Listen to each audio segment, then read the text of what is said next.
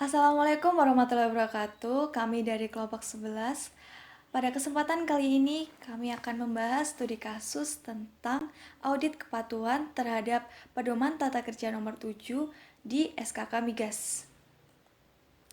Oke, jadi yang akan kita bahas pada studi kasus kali ini yaitu penerapan konsep continuous auditing, studi kasus audit kepatuhan terhadap Pedoman Tenaga Kerja nomor 7 di SKK Migas. Ini berdasarkan pada penelitian oleh Miftah Budi Setiawan dari Inspektorat Jenderal Kementerian Keuangan dan Agung Nugroho dari Politeknik Keuangan Negara STAN Kementerian Keuangan. Oke, jadi kelompok 11 ini terdiri dari 3 anggota. Yang pertama saya sendiri, Indraswari Fatmajana sebagai penyaji 1, NIM 7211418234. Kemudian ada rekan saya, Rahmatis Yang Ningrum sebagai penyaji kedua, dan ada Amanati sebagai penyaji ketiga. Oke, jadi pembahasan kali ini kita bagi menjadi 4 bab. Bab yang pertama itu adalah bab pendahuluan, yang kedua adalah gambaran umum objek dan proses bisnis, yang ketiga adalah simulasi pelaksanaan audit kepatuhan, dan yang terakhir ada kesimpulan. Oke, memasuki pembahasan yang pertama yaitu pendahuluan, kita mulai dengan pengertian audit kepatuhan dan continuous audit. Yang pertama ada audit kepatuhan. Dalam Fundamental Principle of Compliance Audit International Standard of Supreme Audit Institution atau ISAI tahun 2010 yang dibuat oleh International Organization of Supreme Audit Institution atau INTOSAI, disebutkan bahwa audit kepatuhan yaitu the independent assessment of whether a given subject matter it is in accordance with applicable authorities in the field of criteria. Jadi audit kepatuhan itu merupakan penilaian independen tentang apakah suatu pokok pembahasan atau informasi yang diberikan itu telah sesuai dengan ketentuan yang berlaku yang diidentifikasikan sebagai kriteria untuk acuan.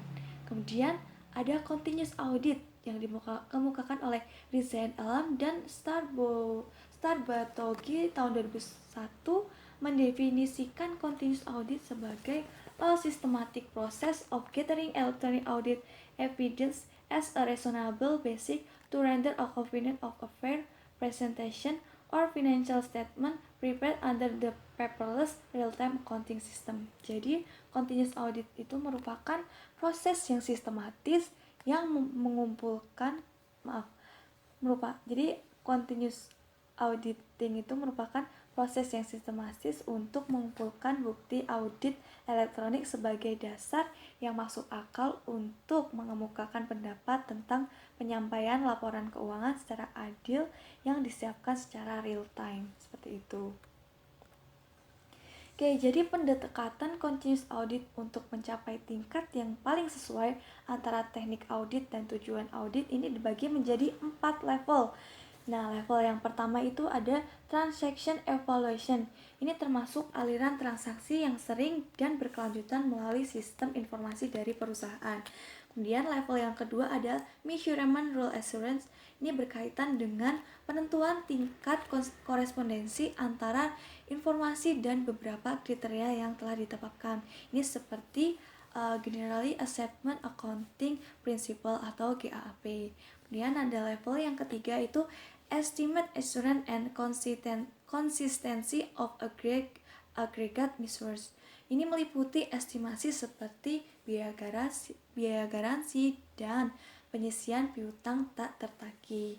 Kemudian ada level yang terakhir atau level keempat, itu ada Judgment Assurance. Ini berkaitan dengan bagian yang paling kompleks dan banyak pertimbangan penting untuk masa depan dari perusahaan atau organisasi. Oke, selanjutnya ada 5 tahapan dari proses melakukan audit kepatuhan. Yang pertama itu ada pertimbangan awal. Jadi sebelum kita melakukan audit kepatuhan, sangat penting kita melakukan pertimbangan awal. Ini bertujuan agar audit yang kita lakukan itu dapat terlaksana secara efisien. Kemudian yang kedua itu ada perencanaan audit. Jadi sebelum kita melakukan audit kepatuhan, kita perlu melakukan perencanaan agar audit yang kita lakukan itu dapat terlaksana dengan baik dan tepat. Kemudian yang ketiga adalah pelaksanaan audit dan pengumpulan bukti. Jadi setelah kita melakukan perencanaan, maka kita akan melakukan audit itu sendiri dan mengumpulkan bukti audit. Nah, yang keempat itu ada evaluasi bukti dan penyusunan simpulan. Jadi setelah kita mengumpulkan bukti audit, kita perlu mengevaluasi bukti audit tersebut apakah relevan atau tidak. Dan setelah kita mengevaluasi bukti audit, kemudian kita menyusun simpulan dari bukti audit. Dan yang terakhir itu ada pelaporan. Jadi setelah kita menyusun simpulan, selanjutnya kita melakukan pelaporan. Selanjutnya ada langkah pelaksanaan dari continuous auditing. Yang pertama itu menentukan tipe pengujian yang akan dilakukan. Ini sangat penting sebagai tahap awal kita melaksanakan continuous auditing. Yang kedua itu memilih metode pengujian. Nah, sangat penting juga kita untuk memilih metode pengujian yang tepat, karena belum tentu semua metode itu bagus, tapi belum tentu metode tersebut tepat digunakan untuk melakukan continuous audit ini. Yang ketiga ada mengidentifikasi kriteria pengujian. Yang keempat ada otomatisasi pengujian. Yang kelima ada mengkomunikasikan hasil pengujian.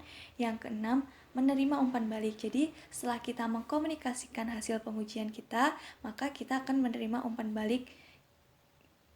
Terus terakhir ada penindaklanjuti hasil continuous audit. Seperti itu. Nah, bahasan yang kedua itu adalah gambaran umum objek dan proses bisnis. Ini ada 3 gambaran umum. Yang pertama ada gambaran umum SKK Migas. Yang kedua gambaran umum peraturan tata kelola pedoman tata kerja nomor 7. Kemudian yang ketiga ada pengawasan pengelolaan rantai suplai oleh SKK Migas. Yang pertama, gambaran umum dari SKK Migas. Jadi SKK Migas itu merupakan satuan kerja khusus yang secara struktur berada di bawah Kementerian Energi dan Sumber Daya Mineral. Ini dibentuk oleh pemerintah Republik Indonesia berdasarkan pada Peraturan Presiden Nomor 9 Tahun 2013 tentang penyelenggaraan pengelolaan kegiatan usaha hulu minyak dan gas bumi. Nah, SKK Migas sendiri itu bertugas untuk melaksanakan pengelolaan kegiatan usaha hulu dan gas usaha hulu minyak dan gas bumi berdasarkan pada kontrak kerjasama atau KKS. Selanjutnya ada gambaran umum dari peraturan tata kelola berdasarkan pedoman tata kerja nomor 7. Jadi pengelolaan rantai suplai melalui penerapan pedoman tata kerja nomor 7 itu bertujuan untuk memperoleh dan mendayagunakan barang dan jasa yang dibutuhkan dalam jumlah, kualitas, harga, waktu, dan tempat yang tepat secara efektif dan efisien, serta dapat dipertanggungjawabkan sesuai ketentuan dan prosedur yang berlaku serta memenuhi prinsip etika rantai suplai. Nah, pedoman tata kerja pengelolaan rantai suplai kontraktor kontrak kerjasama atau KKKS terdiri dari 5 buku, yaitu yang pertama, ketentuan umum rantai suplai. Yang kedua ada pedoman pelaksanaan pengadaan barang atau jasa. Yang ketiga, pedoman pengelolaan aset. Yang keempat ada pedoman pengelolaan kepabeanan. Dan yang terakhir atau yang kelima itu pedoman pengelolaan proyek. Selanjutnya ada pengawasan pengelolaan rantai suplai oleh SKK Migas. Jadi pengawasan terhadap pengelolaan rantai suplai dilakukan sejak tahap perencanaan atau pre-audit, kemudian tahap pelaksanaan sampai tahap penyelesaian atau current audit, kemudian tahap setelah penyelesaian proses audit. Bila mana diperlukan, kita juga dapat melakukan pemeriksaan khusus. Jadi ketika tahap-tahap dari mulai tahap perencanaan sampai dengan tahap setelah penyelesaian itu kita juga bisa melakukan pemeriksaan khusus bila mana diperlukan. Bila tidak juga tidak apa-apa. Jadi tergantung kebijakan dari perusahaan tersebut. Kemudian dari pelaksanaan pengawasan dan pemeriksaan oleh fungsi pengawasan eksternal dikoordinasikan oleh SKK Migas untuk mencegah terjadinya pemeriksaan yang tumpang tindih.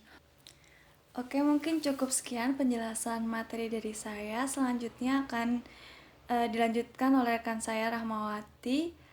Cukup sekian dari saya. Terima kasih. Wassalamualaikum warahmatullahi wabarakatuh.